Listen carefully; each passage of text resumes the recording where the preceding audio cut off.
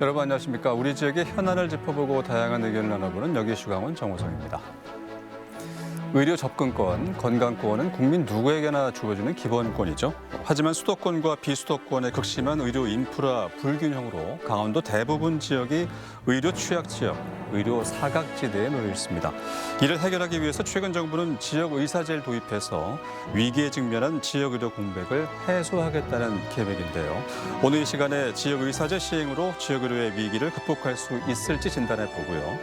모두가 건강과 안전을 보장받을 수 있는 방법은 무엇인지, 공공의료의 역할, 또 중요성에 대해서도 다양한 의견 나눠보도록 하겠습니다. 오늘 함께해 주실 두 분 소개해드리겠습니다. 먼저 조희숙 강원특별자치도 공공보건의료지원단장 나오셨습니다. 안녕하십니까? 네, 안녕하세요.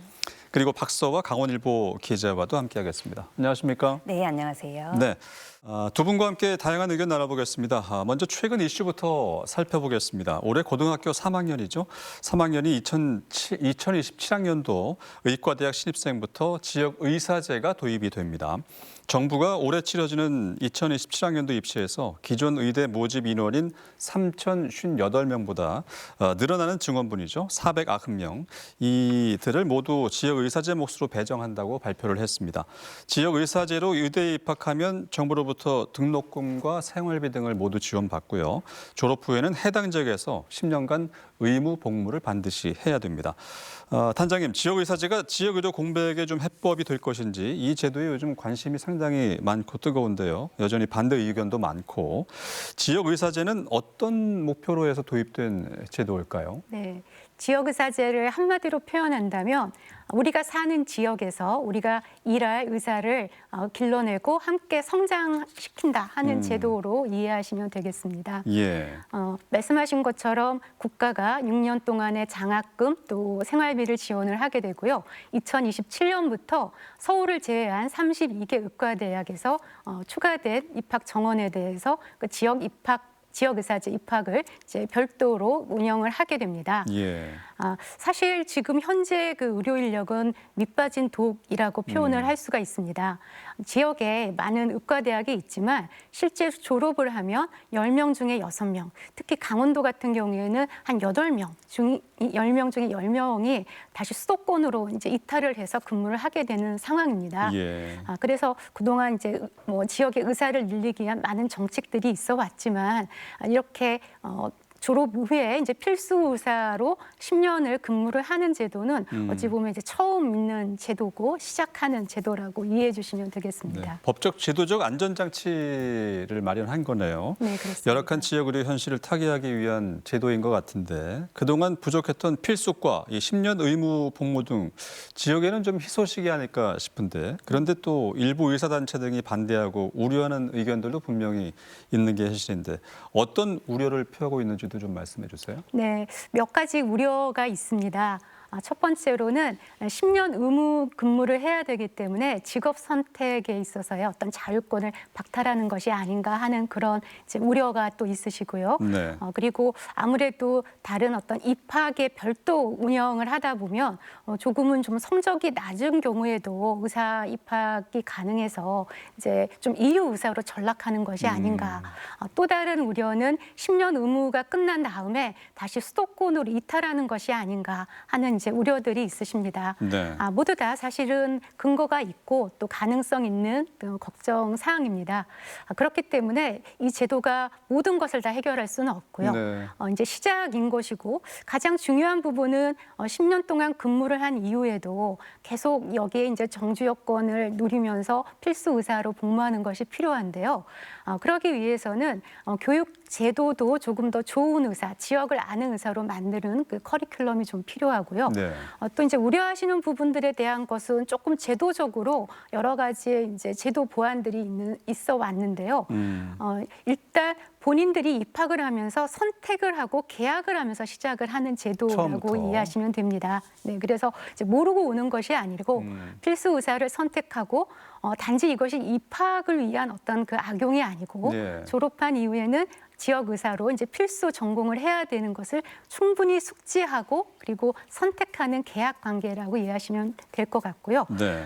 조금 더 이제 지방 정부도 이런 부분에 많은 관심을 가진다면 좀 더 정주 여건도 지원해주고 있고 여러 오히려 지역을 알아가는 그런 어떤 수련 제도라든지 또 교육 과정들이 만들어진다면 우리가 소위 희망하는 어떤 실력 있는 의사라는 부분들은 환자를 잘 알고 지역을 잘 아는 의사지 않겠습니까? 그렇죠. 네, 그리고 많은 이제 그 우려점 중에 아까 이제 입학 부분의 어떤 성적 부분들도 의과대학 교육 과정이 어느 정도 다 전국에 인증 과정을 거치기 때문에 표준화되어 있고요. 네. 또 의사 국가고시를 통과해야만 의사가 될 수 있고 또 수련 과정 역시 전국에 다 표준화가 되어 있습니다. 그래서 이런 부분들에서 어느 정도의 이제 저희도 입학에서의 그 기준점이 있기 때문에 입학을 하고 또 충분한 좋은 교육을 받은다면 훨씬 더 지역과 친밀하고 또 지역에서 필수료를 계속 할 수 있는 그런 좋은 의사로 성장할 수 있는 제도라고 생각할 수 있겠습니다. 알겠습니다. 박 기자, 그 단장님이 이런 우려와 염려의 목소리 또 오해 부분에 대한 얘기도 좀 약간 해소하는 의견도 주셨는데 지역의사제가 2027학년도 의과대학 신입생부터 도입을 앞두고 있는데 박 기자의 입장, 현행제도 비판점, 우려하는 부분에 대해서 덧붙일 의견 또 지역의 기대나 주목할 부분에 대해서도 말씀해 주실까요? 네, 아까 단장님께서 말씀하신 부분 중에 가장 중요한 부분이 제 생각에는 이제 지역을 잘 알고 또 주민을 잘 아는 의사를 길러낸다는 부분인 것 같아요. 네. 그런데 이런 부분에서 생각해 보면 지금 이 제도가 준비가 잘 됐는지 이거에 대해서는 따져볼 부분이 또 있습니다. 물론 제가 먼저 밝히고 싶은 부분은요. 이런 제도가 나오기까지 굉장히 많은 사람들의 노력이 있었고요. 또 여러 주민들의 기대가 있었죠. 또 여기까지 오는 것도 굉장히 힘든 일이었고 사회적으로도 얼마나 큰 갈등을 많이 겪었습니까? 그래서 굉장히 소중한 제도라는 이야기는 먼저 하고 싶습니다. 네. 그런데 지역을 잘 알고 주민을 잘 알아야 한다. 이거를 생각할 때요. 지금 지역의사제를 통해서 길러내려는 의사가 어떤 의사인지에 대해서 생각을 해봐야 합니다. 어떤 의사인가요? 지금 정부가 주민들의 의견을 수렴하기 위해서 많은 노력을 하고 있었고 또 하고 있는 것으로 알고 있는데 주민들의 이야기를 제대로 들은 적이 없습니다. 예를 들어서 지금 지역에서 농사를 지으면서 농사를 지을 때 주로 호미를 가지고 쪼그리고 앉아서 하는 작업이 많잖아요. 특히 여성 농민들 같은 경우에는요. 무릎도 아프고 아무래도 일이 힘들다 보니까 믹스커피 있죠. 설탕이 많이 들어간 믹스커피를 계속 드십니다. 네. 당연히 무릎 관절도 안 좋아지시고 또 커피를 계속 드시니까 당도 높아지겠죠. 근데 이거를 가지고 서울에 있는 전혀 농민의 생활을 모르는 의사한테 간다 하면은 적절하게 이거를 중재를 해줄 수가 없습니다. 그런데 만약에 이 농민들 옆에서 마을회관을 왔다 갔다 하면서 왕진을 한다던가 아니면 마을에 있는 주민들을 다 알고 지낸다던가 이런 의사가 있어요. 그렇다면은 그렇게 커피를 7잔씩 드시면은 건강이 안 좋아집니다. 당이 네. 당연히 높게 나옵니다. 커피를 완전히 안 드실 수는 없겠지만 어떤 시간대에 이렇게 끊어서 조금만 드시지요. 혹은 무릎을 계속 쓰는 작업을 안 할 수는 없다는 걸 알고 있지만 그래도 20분씩 쉬면서 얼마씩 쉬면서 얼마 동안만 하는 것이 좋겠습니다. 이렇게 해줄 수 있겠죠. 근데 이거를 하려면요. 예를 들어서 뭐 미국 같은 경우에는 지역사회의학 실습을 하면서 의사들이 주민들을 다 만나고 또 주민들하고 굉장히 친구처럼 지내는 경우가 있어요. 일본에 있는 실습도 그런 식으로 하고요. 근데 지금 우리나라에서 지역의사제를 통해서 양성된 의사들이 어느 정도까지 지역하고 친밀도를 높일 수 있는지는 아직까지 미지수입니다. 예. 또 이런 부분에 대해서 주민들의 이야기를 완전히 수렴하지는 않은 걸로 보이고요. 이런 부분에 대한 준비가 굉장히 필요할 것 같습니다. 네. 지역 의사제에 대해서 잠시 살펴봤습니다. 이번에는 명칭이 비슷한 지역 필수 의사제에 대해서 좀 얘기를 나눠볼 텐데요. 지역 필수 의사제는 지난 7월부터 시행된 시범 사업입니다. 지역 의사 양성이라는 취지에서는 좀 같은 맥락이지만 지원 방식과 내용 또 의료 활동 기간 등에서는 약간 차이가 있네요. 의대를 진학하는 복무형 이외에 전공의를 대상으로 한 계약 형태입니다. 강원, 경남, 전남, 제주에서 시행되고요. 정부와 지자체가 근무 수당을 절반씩 부담하고 정주 여건을 지원합니다. 강원도의 경우에는 내과, 소아청소년과, 응급의학과, 신경과, 신경외과, 흉부외과, 마취통증의학과 등 24명을 채용했는데요. 소아과 등 필수 의료과라고 하는데 필수과 인력 수급의 중요성도 있지 않겠습니까? 이거 좀 강조해 주신다면요. 네, 그렇습니다. 물론 모든 의료 서비스는 다 필수 의료이긴 합니다. 그렇죠. 예, 그런데 이제 최근 들어 필수 의료라는 개념이 부각이 된 것은 골든 타임과 관련이 되어 있습니다.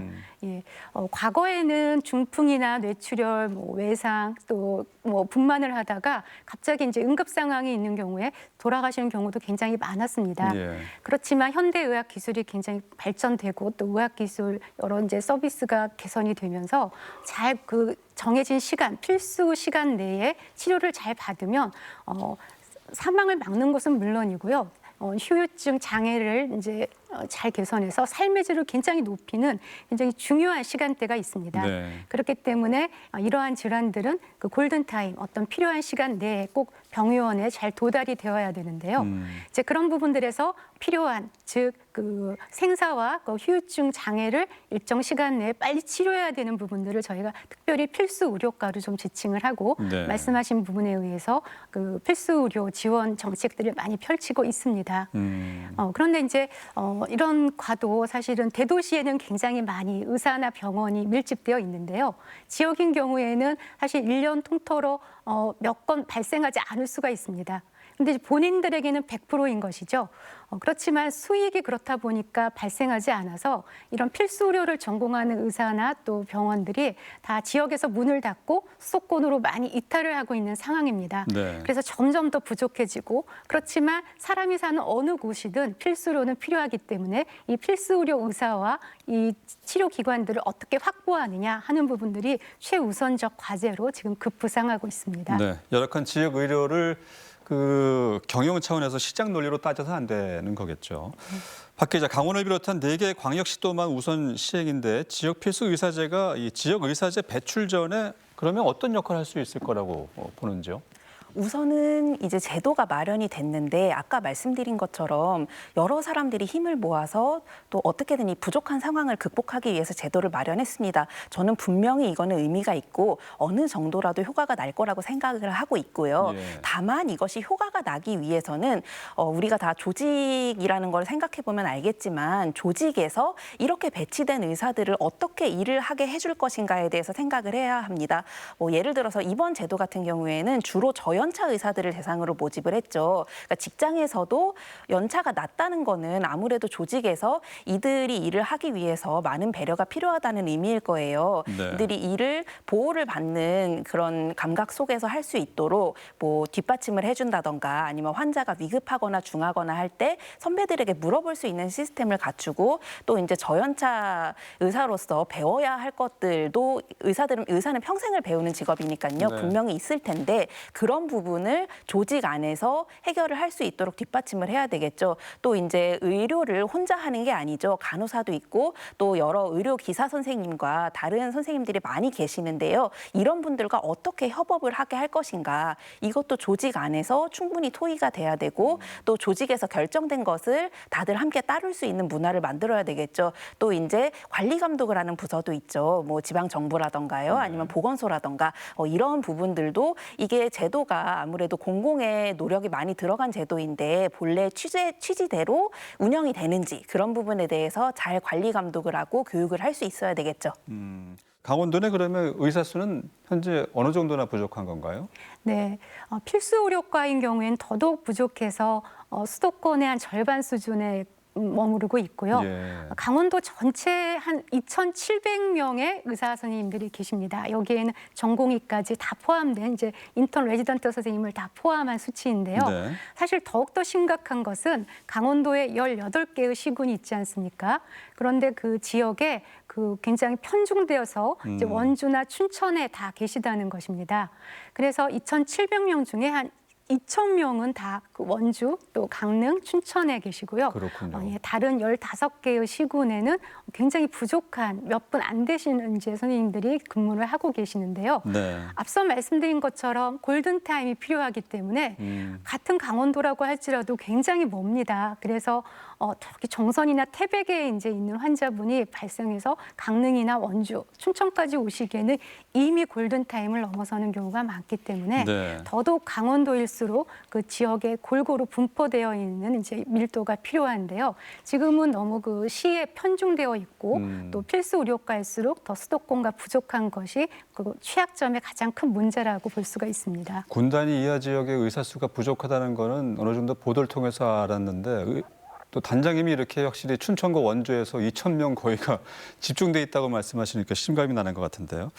지역 의사제와 지역 필수 의사제 기대와 우려가 공존하는 게 사실입니다. 하지만 인구 밀도가 낮은 우리 강원도의 경우에는 의료 인력과 필수과 인력 배치를 위해선 이런 제도적인 장치가 반드시 필요한 환경이지 않을까 싶은데요. 자, 지역 의료 위기 극복에 있어서 공공의 역할에 대해서 좀 두 분 의견 좀 들어보죠. 먼저 단장님 의견 들어볼까요? 네.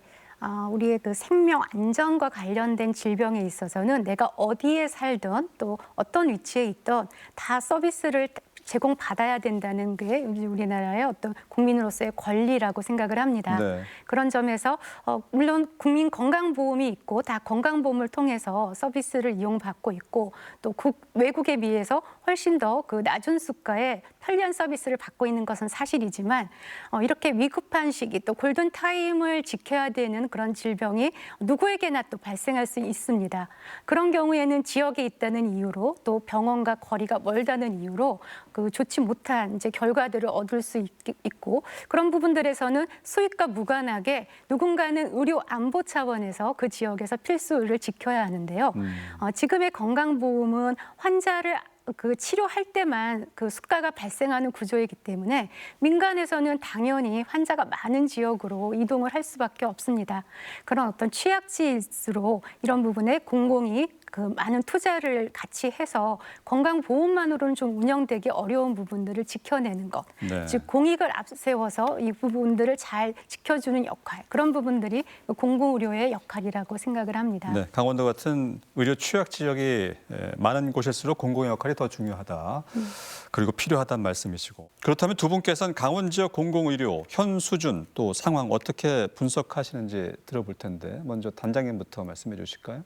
네, 지금 현재 강원도에는 많은 공공병원이 있는데요. 사실 그 인구 대비 공공병원이 다른 시도에 비해서 적지 않은 곳으로 나와 있는데 좀 더 내막을 들어가 보면 이제 군병원도 있고요. 또 이제 공공에서 운영을 하는 요양병원들도 있어서 실제 도민들이 그 급성 환자 또 응급 환자를 치료할 수 있는 병원들은 많이 이제 취약한 상황입니다. 네. 현재는 국립대병원으로 이제 강원대병원이 있습니다만 저희 현재 아직 상급병원으로 지정을 못 받고 있는데 그 부분은 인구가 많지 않기 때문에 그 인구수 대비해서 상급 종합병원에 대한 수가 전국에 그 제한이 되어 있기 때문에 아직 지정을 못 받는 부분이 있습니다. 저희 강원대병원도 상급 종합병원을 위해서 많은 노력을 하고 있는데 네. 이런 부분들도 도민들께서 관심을 가져주시고 조금 더 그 상급 종합병원의 지정을 통해서 많은 지원을 받아야 되는 부분이 있고요. 또 강원도에는 5개 지방 의료원이 있습니다.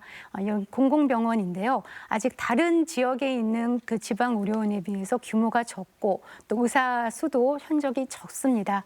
또 위에도 공중보건의사도 있는데 많이 이제 줄어들고 있는 상황이고 네. 시군에 지금 현재 보건소가 있어서 통합돌봄과 여러 정책들을 하고 있는데 전체적으로는 많은 넓은 지역을 다 관할하기에는 많은 부족한 상황이라서 공공의료에 대한 더 많은 지원과 투자가 필요한 상황입니다. 그렇겠죠. 그러면 박 기자는 강원 지역의 공공의료 현 상황 어떻게 분석하십니까?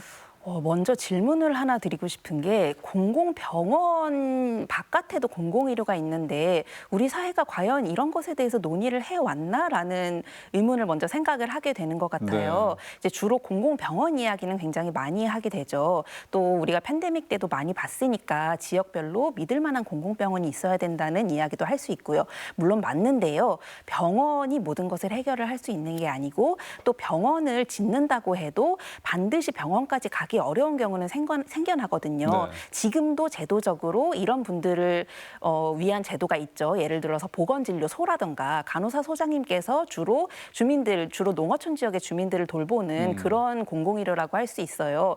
그런데 우리는 병원의 인력을 어떻게 배치할지 말고 보건진료소의 인력을 어떻게 배치할지, 보건진료소를 이용하시는 주민들이 지금 어떤 어려움을 겪고 있는지 이런 것에 대해서 충분히 이야기를 하고 있다고는 생각하지 않습니다. 네. 이런 부분에 대한 공공의료에 대한 이야기가 먼저 필요하다고 얘기를 드리겠고요. 또 이런 부분 안에 포함이 될 수 있는 부분들이 굉장히 많죠. 예를 들어서 이제 통합돌봄이 시작이 되는데 통합돌봄은 장애인 통합돌봄도 해야 되고요. 또 이제 많이 병을 앓으시거나 아니면 고령이셔서 임종을 앞두신 분들이 계시는데 이런 분들에 대한 돌봄을 어떻게 할 것인가. 이것도 공공의 영역 안에서 해결이 돼야 됩니다. 네. 하지만 아직까지는 굉장히 준비가 미진한 실정이고요. 공공의료라는 것이 병원을 벗어나서 병원에 갈 수 없는 사람들 그리고 여태까지 병원을 갈 수 없는 사람들을 돌봐온 제도를 포괄하는 방향으로 폭넓은 사람의 존엄을 보장하는 방향으로 재편이 돼야 된다고 봅니다. 네, 공공의료복지의 세밀한 부분까지 말씀해 주셨네요. 공공의료를 공공병원으로만 이해하는 인식이 있을 수 있고요. 혹은 또 공공의료가 사설의료보다 서비스의 질이 낮다 이런 오해도 있을 수가 있습니다. 도민들에게 공공의료가 어떤 인식으로 자리 잡았으면 좋을지 두 분 의견 들어보겠습니다. 먼저 박 기자 말씀해 주실까요? 예, 먼저 제일 중요한 것은 아무래도 내가 급할 때 공공병원에서 안심하고 진료를 받을 수 있다. 그런 것이겠죠. 내가 키운 병원이다. 우리 지역에서 이용해야 하는 병원이다. 이런 신뢰가 있어야 되고요. 네. 방금 신뢰라는 단어를 말씀드렸는데요. 지역의료라는 건 필수적으로 그 지역의료가 제공하고 있는 서비스를 제공하고 있는 사람들에 대해서 신뢰를 가지고 또 이 인구들에 대해서 책임을 질 수 있어야 합니다. 그리고요. 또 하나 생각해야 되는 부분은 지금 의대 열풍이 불고 있다고 하잖아요. 네. 이게 왜 불고 있을까 생각을 해보면은 면허로서 직업을 보장한다는 거죠. 아무래도 정말로 생활이 어려워지기는 어렵고 또 어느 정도 윤택한 생활을 보장한다 이런 뜻일 텐데 공공병원은 아무래도 농어촌 지역에서 상대적으로 높은 보수 그리고 상대적으로 윤택한 일자리가 몰려 있는 곳이기도 합니다. 그렇다면 공공병원이 우리 지역에 들어섰을 때 이 병원이 좋은 일자리다 이런 인식까지 가질 수 있어야 네. 우리 지역의 아이들이 자라서 저기서 일할 수 있고 그리고 내가 나이가 들면 저기서 우리 지역에서 나고 자란 아이들에게 돌봄을 받을 수 있는 곳 내가 아플 때 언제든지 우리 동료 시민들이 나를 도와주는 곳 이런 감각을 줄 수 있어야 하지 않을까요? 네, 알겠습니다. 자, 단장님 의견 어떠신지요? 네, 다른 영역에선 사실 공공이 들어가면 훨씬 더 좋은 것 같습니다. 공공도서관이 민간 독서실보다는 좋았던 예. 기억이 나는데요. 유독 좀 병원에 대해서는 또 이런 그 편견들이 좀 있는 것 같습니다. 그런데 저는 20년 전에 받은 경험이 아직도 좀 생생한 부분이 있습니다. 제가 호주의 그 공공 어린이 병원을 방문할 기회가 있었습니다. 그 당시는 스마트폰도 없던 시절이기 때문에 주소를 적어 갔는데요. 네. 분명히 거기에 그 어린이 병원이 있는 주소는 맞는데 백화점만 있고 공공 어린이 병원이 없었습니다. 약속 시간이 잦아서 굉장히 당황했는데요. 알고 보니까 그 백화점이라고 생각했던 것이 어린이 병원이었습니다. 네. 1층에 그 어린이들을 위한 많은 그 샵들이 있었기 때문에 제가 혼동한 부분도 있었고 건물이 굉장히 으리으리해서 병원이라고 생각을 못했습니다. 그때 굉장히 제가 충격을 받았는데요. 그 당시 한국에 있는 공공병원들을 제가 많이 다녀봤는데 그때 그 그림을 그냥 생각을 한 것입니다. 네. 공공병원이라면 좀 낡고 허술하고 조금 그런 어떤 건물들을 생각했는데 그런 것이 아니었습니다. 그때 저희가 굉장히 이제 인식이 많이 바뀌었는데요. 공공이니까 더 좋은 병원, 좀 더 표준이 되고 그리고 이런 부분들이 그 나라의 국격이구나 하는 생각을 했습니다. 우리나라가 이렇게 많이 성장을 했고 그렇기 때문에 조금 더 선도적으로 그 취약을 위하거나 아니면 그냥 필요한 곳에 어쩔 수 없이 지원을 해주는 형태가 아니라 네. 국격을 대표할 수 있는 좋은 공공병원이 전국에 많이 지어져서 좀 더 국민들이 또 우리 도민들이 자랑스러워할 수 있는 병원이면 좋겠고요. 네. 그런 부분들이 좀 더 우리가 앞으로 지향을 해야 될 공공병원의 모습이지 않을까 생각을 네. 합니다. 의료진 플러스 또 공공의료 시설도 상당히 중요하다. 그렇습니다. 시설이 현대화되고 또 미래지향적일수록 주민들의 인식도 상당히 긍정적으로 변화할 수 있겠죠. 네네. 네. 박 기자, 지방, 지역, 권역 등 이 법적으로 용어가 상당히 산발적인 것 같은데 보통 지역 의료라는 것은 어떤 것인지 궁금하고요. 실제 강원 지역 의료를 취재하면서 기자의 눈으로 바라본 지역 의료 어떻게 규정 지을 수 있을까요? 예, 먼저 지역 의료라는 명칭은 잘 생각해 보면 참 혼란스럽고 또 신비한 구석이 있습니다. 네. 예를 들어서요, 지역 의료라는 게 물건이 아니잖아요. 의료를 택배로 붙인다. 이것은 굉장히 생각하기 힘들죠. 뭐 네. 의약품이야 택배로 붙일 수 있다고 하더라도 뭐 진찰 서비스를 택배로 붙일 수는 없는 노릇이잖아요. 그럼 물건이 아니면 무엇이냐라고 한다면 서비스일 텐데 우리가 서비스를 잘 생각해 보면은 생활의 많은 부분에서 받고 있습니다. 머리를 하러 간다고 할 때 미용실에 갈 텐데 또 구두 수선 받으러 갈 때 구두 수선 집으로 갈 거예요. 근데 지역 미용실, 지역 구두 수선 이렇게 부르지는 않거든요. 네. 근데 지역 의료는 꼭 지역 의료라고 부르더라고요. 근데 여기서 좀 관점을 비틀어서 지역에 있는 기자, 그러니까 지역에 있는 기자가 더 잘 볼 수 있는 것이 있다면 그것은 주민 입장에서 본다는 뜻이겠죠. 이제 그런 의미에서 주민 입장에서 보면 이 지역 의료라는 것은 주민들의 입장에서 고안된 용어가 아닙니다. 그렇다면 무엇일까요? 이 정책을 하는 사람들 입장에서 만들어진 용어라는 뜻이죠. 제가 취재를 하면서 봐도 이제 계속 반복해서 말씀드리는 부분이 이제 보건진료소라던가 병원에 가지 못하는 사람들에 대한 이야기를 많이 하고 있는데요. 네.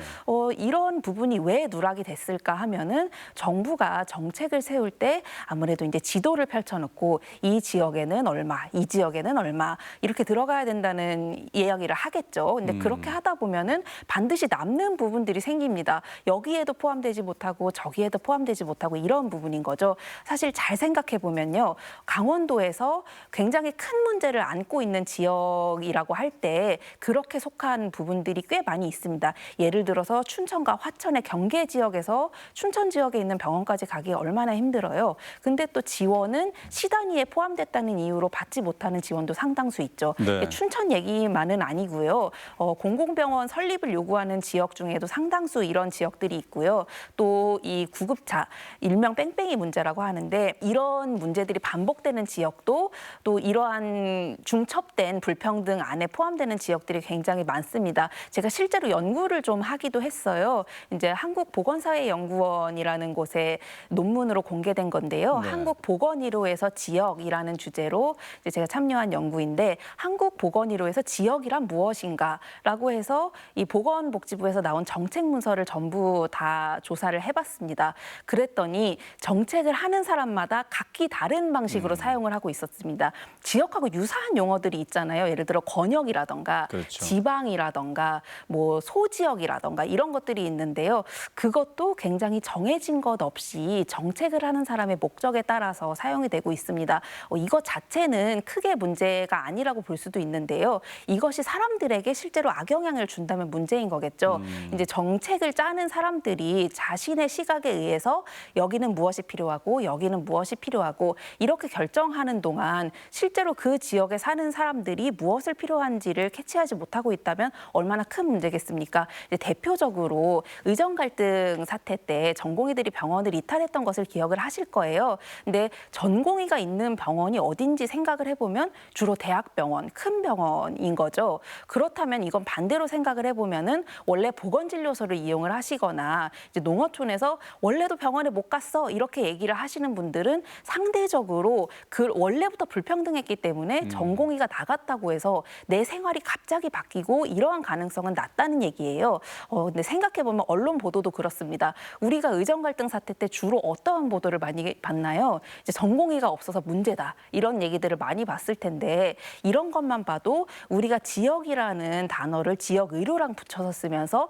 누구를 대변하기 위해서 사용하고 있나 이런 생각들을 좀 해봐야 할 것 같습니다. 이제 임의대로 지역을 재편하는 과정에서 누군가가 필요한 것들은 굉장히 배제가 되고 있다는 말씀입니다. 네, 알겠습니다. 자, 공공의료, 지역의료에 대한 개념을 좀 짚어봤습니다. 이번엔 지역의료 공백을 다른 시선으로 좀 접근해 볼 텐데요. 해당 사안과 관련해서 강원일보에서 의미 있는 질문을 던졌네요. 건강 지역 책임을 묻다.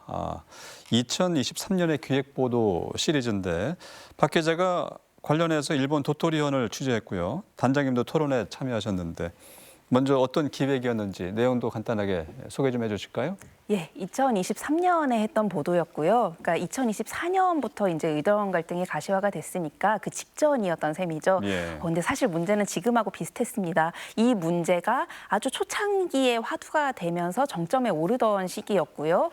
이때 주로 이야기되던 부분이 뭐였냐면 응급 환자들이 응급 진료 못 받는다. 그리고 강원도에서는 산모들이 안심하고 출산할 수 없다. 소아과 의사가 없어서 어린이를 안심하고 키울 수 없다. 이런 문제였는데요. 예. 사실은 지역 불평등과 굉장히 밀접하게 관련이 있는 거죠. 지역에 이제 인구가 줄어들면서 뭐 병원도 없어지고 그렇다면 이제 더 이상 성장하지 않는 시기에 어떻게 의료를 해결을 해야 하나 하는 문제를 들고 했던 취재였고요. 예. 일본을 다녀왔습니다. 일본 도토리현을 다녀왔는데 왜 다녀왔냐 하면은 한국과 일본이 굉장히 유사한 점이 많습니다. 단순히 뭐 정치 체제가 어떻다, 뭐 이런 행정 체제가 어떻다 이런 이야기는 아니고요. 네. 고도 성장기라고 불리는 것을 겪었고요. 그리고 그 전에는 외세의 지배가 있었습니다. 한국 같은 경우는 일본의 지배가 있었고 또 잠시 미국의 군정하에 놓였던 시기도 있죠. 일본도 마찬가지입니다. 이제 패전 후에 외세의 지배 아래 있었던 시기가 있고요. 이러한 굉장히 혼란한 근대사를 거치면서 만들어진 여러 가지 제도들이 있는데 그러한 제도의 형성이 상당히 유사합니다. 이런 유사한 맥락 아래서 그리고 또 생긴 것이 이제 수도권 집중 현상인데 이런 유사한 것들이 있는 현상 아래서 일본은 한국보다 앞서서 이 문제를 어떻게 해결을 했나 혹은 네. 하지 못했나 하는 질문을 들고 다녀왔던 취재였습니다. 네. 그 당시 취재 담론이 그 의료와 건강의 책임이 지자체에 있다였던 것 같은데 현재 2026년도잖아요. 현재도 그 담론이 유효한지 그동안에 강원도에서 좀 변화가 없었는지 궁금하네요. 예, 일단은 이제 지자체 지역 책임이라고 이름을 지었는데요. 이거는 사실은 의도가 좀 있었습니다. 국가 책임과는 좀 반대로 지어야 한다는 생각이 있었어요. 네. 의료하면은 주로 여러 가지 이야기가 나온 다음에 마지막에 그러니까 국가가 책임져라라고 얘기를 하는데 이제 아까 잠깐 말씀을 드렸지만 국가가 책임지라는 말은 결국은 행정을 하는 사람들이 책임을 지라는 이야기일 거예요. 네. 근데 이것이 행정을 하는 사람들이 책임을 져야 한다는 이야기가 아니라 뭐 국가 안에 있는 시민들이 함께 책임을 져야 한다 이런 이야기라고 할 거면 어떤 시민이냐라는 질문이 따라 붙는 거죠. 근데 아까 말씀드렸다시피 의료가 물건이 아니라 서비스잖아요. 서비스라면 의료를 받는 사람들, 어떠한 특정한 의료를 필요로 하는 사람들, 이 지역 주민들인 거죠. 그러다 보면은 이 건강 지역 책임을 묻다라는 얘기는 지자체가 책임지라는 얘기라기보다는요. 주민들이 어떠한 것을 원하는지 주민 스스로 민주주의의 주인이라는 의식을 가지고 우리가 다 같이 책임을 져야 한다. 네. 그러한 의미에서 지역사회 공동체에게 던지는 질문이었고요. 또 이런 지역사회 공동체에 공무 담임을 위임받은 지방정부에게 하는 이야기이기도 했습니다. 유효하냐라고 물어보셨는데요. 당연히 유효합니다. 저는 이것은 한국의 민주주의와 지방자치가 있는 한 당연히 유효한 얘기라고 생각을 하고요. 또 민주주의와 지방자치가 이 땅 안에 사는 주민들을 중심으로 이야기가 돼야 한다라고 믿는다면 앞으로도 계속해서 유효할 것이라고 생각합니다. 네. 지역민이 직접 목소리를 많이 내야 되고 지자체가 거기에 대한 또 지원하고 해결도 해야 된다 이런 말씀이시네요. 맞습니다. 알겠습니다. 단장님도 일본 도토리현 직접 다녀오셨죠? 네. 해외에선 의료 공백을 어떻게 마주하고 있는지 해외 사례도 좀 궁금하고요. 지역 책임에 대해서 일본 도토리현과 강원도 어떻게 좀 다른가요? 네. 도토리현과 강원도는 지형이나 인구 구조는 매우 동일합니다. 거의 네. 쌍둥이라고 생각하시면 될 텐데요.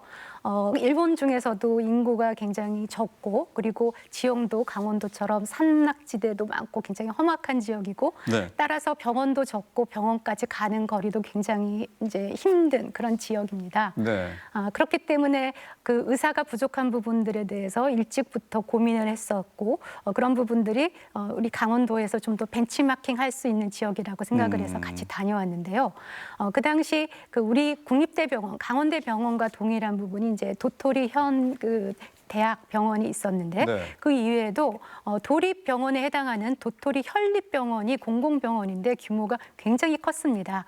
그래서 그 한 곳에서는 그 도토리 대학병원에서 한 지역을 이제 반대편에서의 그 환자들을 그 책임을 지고 있다면 조금 더 그 거리가 있는 도토리 현 그 공공병원에서 그 또 한 대학병원 수준의 의료진 시설 규모를 가지고 그 지역을 책임을 짓고 있었고 네. 그 부분에 대한 지원을 그 지방 정부에서 하고 있는 부분들이었습니다. 네. 그래서 응급 환자들을 후송할 수 있는 그 응급 헬기를 또 운영을 하고 있었고요.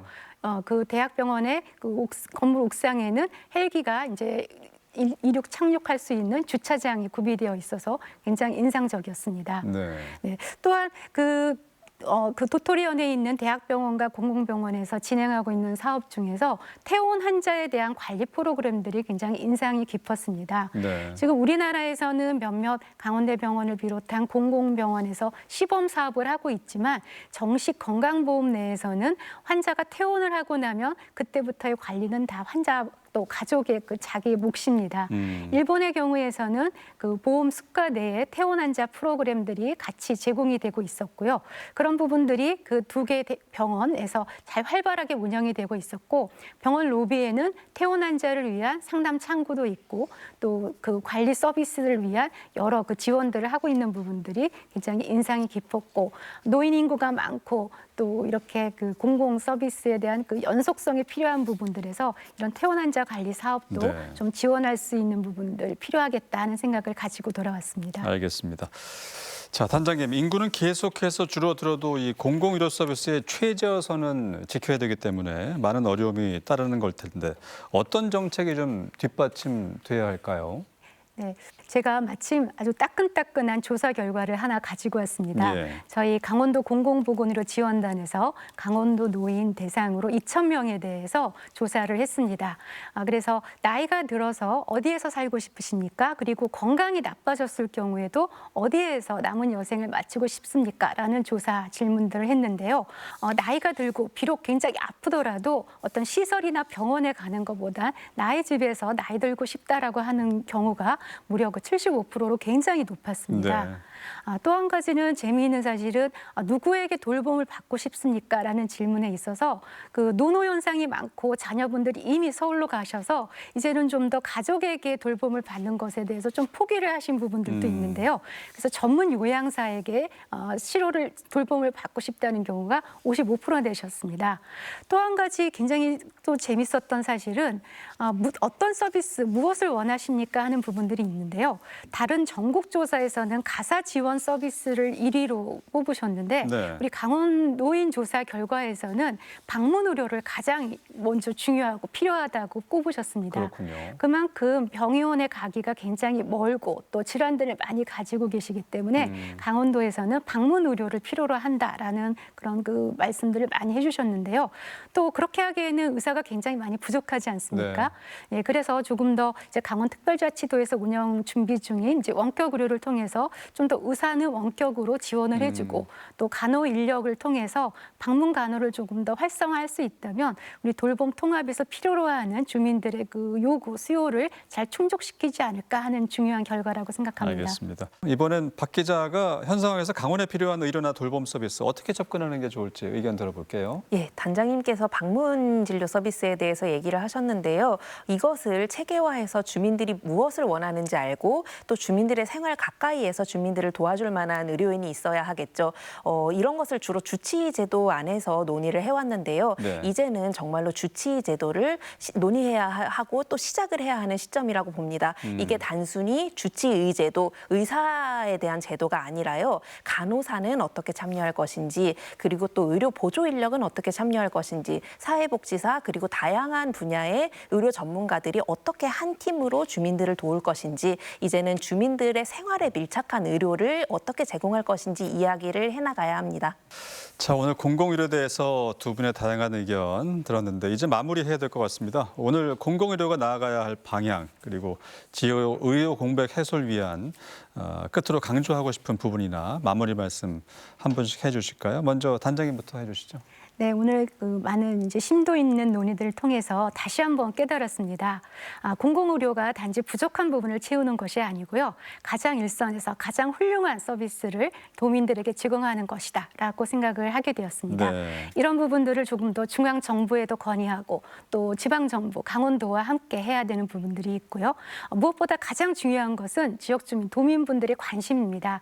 도민분들께서 요구하고 이런 부분들에 대해서 절실히 한 목소리로 공감대를 형성을 할 때 많은 지원, 투자를 받을 수 있을 것이라고 생각합니다. 네. 저 역시 강원도민의 건강과 또 공공의료의 개선, 또 향상을 위해서 최선을 다해서 노력하겠습니다. 알겠습니다. 박 기자도 끝으로 한 말씀 해주실까요? 예, 네, 이제 계속 말씀드린 부분의 연장선상이기는 한데요. 저는 이 지역 의료 문제가요, 특수한 의료의 전문적인 문제가 아니라 굉장히 지역 불평등이라는 의제랑 결부돼서 나타나는 현상이라고 생각합니다. 주민들도 아무래도 의료라고 하면 그건 의사들이 결정을 해야지, 그거는 전문가가 결정을 해야지 이렇게 이야기를 하시는 경우가 많은데요. 그게 아니라 어떤 의료를 우리가 요구할 것인지, 그리고 의료가 우리를 어떻게 돕게 할 것인지 이런 것에 대한 고민이 필요한 시점이라고 생각합니다. 저 역시 그것을 위해서 앞으로 노력해 나가려고 합니다. 네, 조희숙 강원특별자치도 공공보건의료지원단장, 박서와 강원일보 기자와 함께했습니다. 오늘 두 분 좋은 말씀 고맙습니다. 고맙습니다.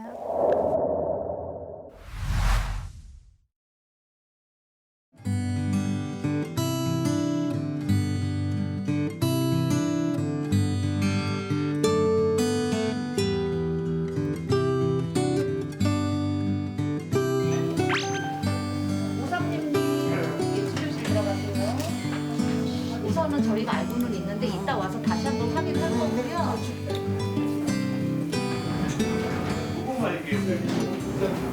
허리가 나 비염이 있어갖고. 대리 처방 대리 처방 안약 타러 왔어요. 안약. 이거 완전 종합병원이네요. 그렇죠. 기린면에서 그 병원 이거 하나? 예 하나. 유일한 병원? 네.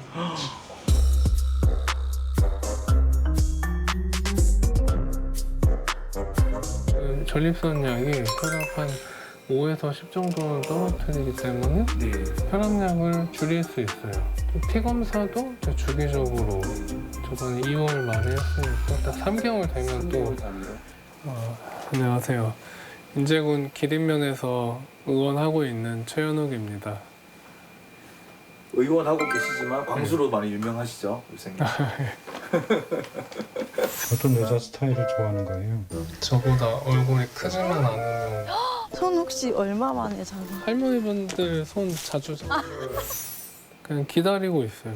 기다리고. 네. 가라고 말로만 만나라고.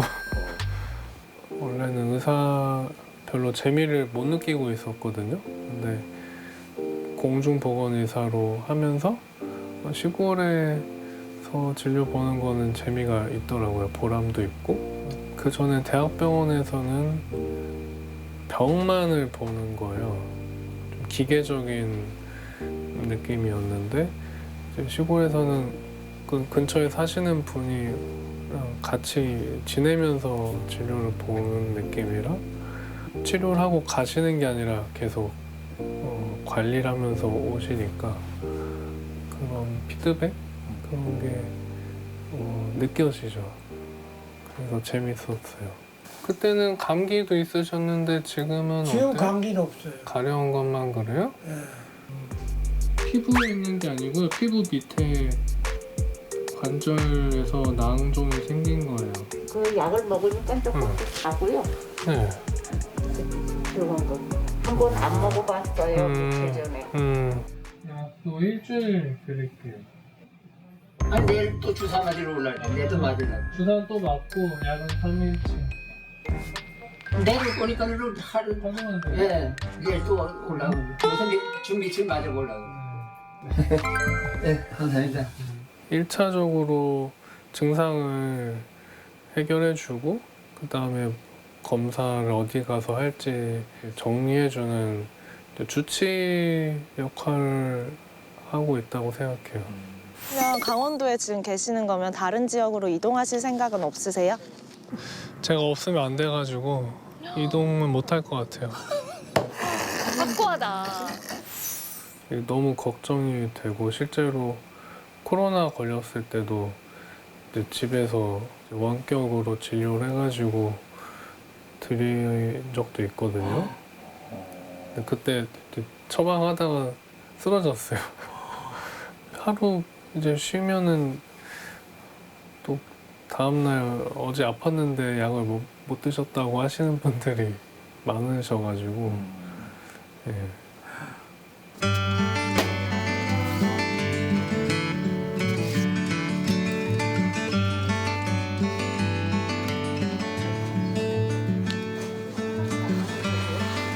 허리가 부러져가지고 벌써 3년째인데 다쳤어요? 3년도 아파요. 걸음을 하도 못 걷고 밥도 못 먹고 그러니까 나 보호해주는 아줌마가 영양제 맞으러 가자고 벌써 며칠 전부터 그러더라고요.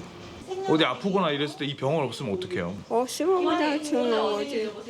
가지를 못하니까 죽는 거지. 뭐. 없으면은 뭐 큰 병원 있는 데로 인제로 나가든가 1시간 거리. 최악 1시간 거리예요. 그러니까 없으면. 그러면 운전 못 하시고 그러신 분들은 보호자가 이제 기다리다가 돌아가시는 거야. 아주 감사합니다. 떠나지 않고 또. 아, 그러면 그러니까 꽉 뭐 한두씩 맨날 기다려야 되잖아요. 여기. 지금 저 최고 우리나라 최고 명의들 기다리듯이 기다려야 돼. 그래서 보건소나 보건진료소들이 있는데요. 간호사분들이 교육받고 시험을 보고서 약을 주는 곳이거든요.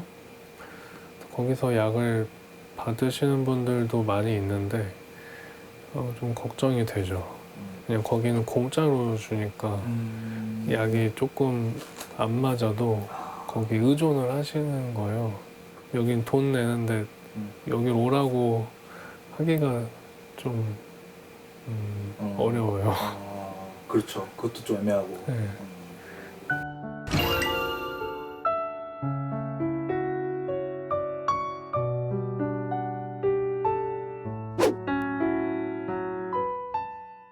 저도 이걸 경험해보기 전에는 장점을 몰랐었으니까 많은 의대생들이, 의사들이 경험해보게 했으면 좋겠거든요.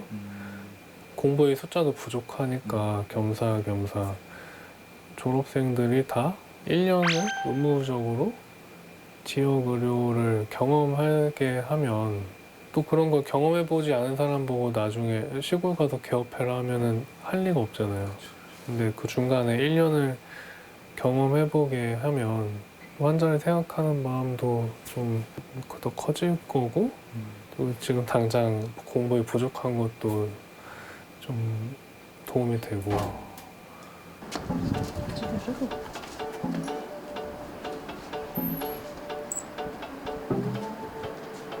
어서 오세요.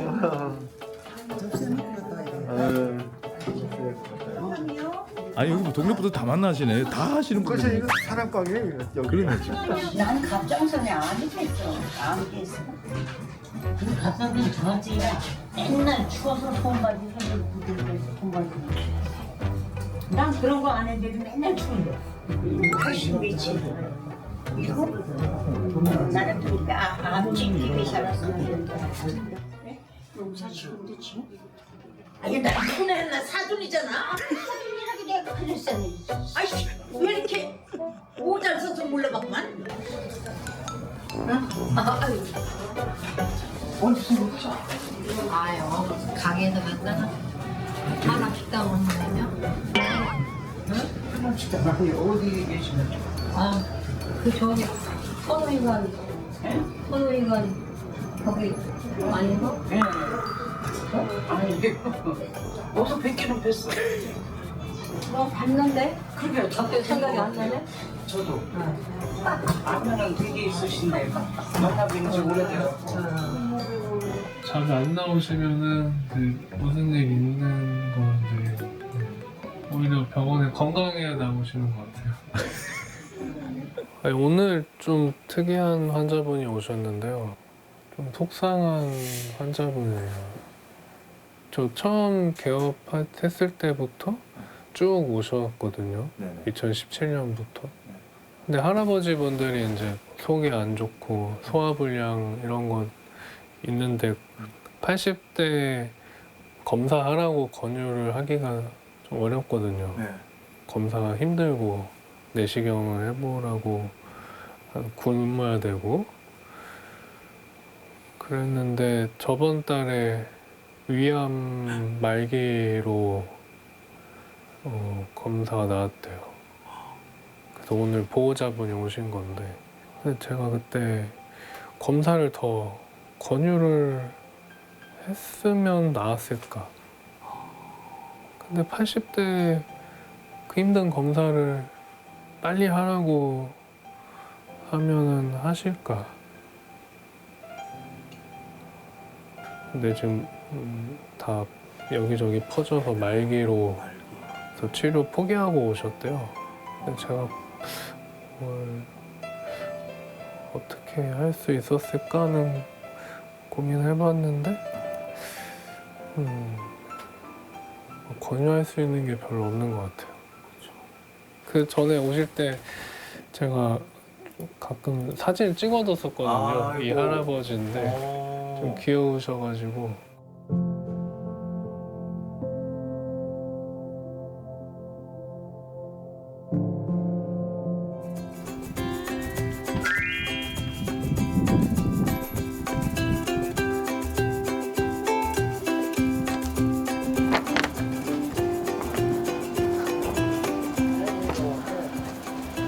안녕하세요. 안녕하세요. 예, 여기서 찍었던 사진 가지고 시집을 냈어요. 아, 예, 고맙습니다. 이건 언제 쓰셨어요? 틈틈이. 실려가시도 예. 바쁜데.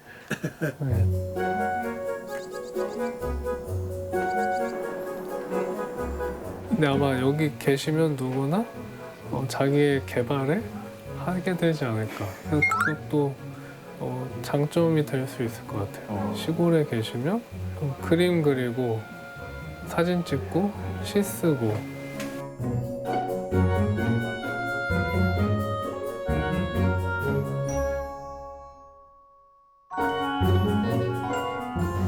치킨집 밑에도 제비집이 있었거든요. 근데 치킨집 사장님이 그 제비를 엄청 예뻐하시는 거예요. 네.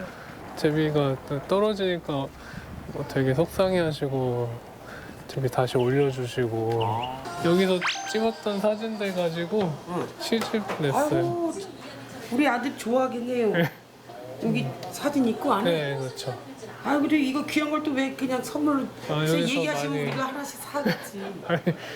장가 가실 생각이래. 그런데 TV 붙이지 말고. 뭐 소개 좀 해줘요. 없어요. 나갔다도 웃었잖아. 근데 그 좋은 데 가서도 인연을 못 만나고 왔는데 뭘 어떻게. 여기 이 건물 치과 온다고 그러더니 건물이 안 나가서. 치과는 없는 거잖아요, 이 동네. 그럼 이학원 또 선생님한테 가는 거예요? 아니지 다 그래도 다 춘천으로 다 가요. 근데 아까 보니까 막 지팡이 짚고 거동도 불편하신 분들 계신데 그분들이 어떻게 해요? 그냥 뭐 망가지면 망가진 대로 진통제 먹고 뭐 옛날 뇌신 먹고 이러고 있다가 이제 가는 거지 뭐. 늙으면 그래서 불쌍해. 많이들 누리고 사서. 요즘 걱정은 이게 몸이 아파서 몸이 언제까지 할 수 있을까. 그게 점점 고민이에요.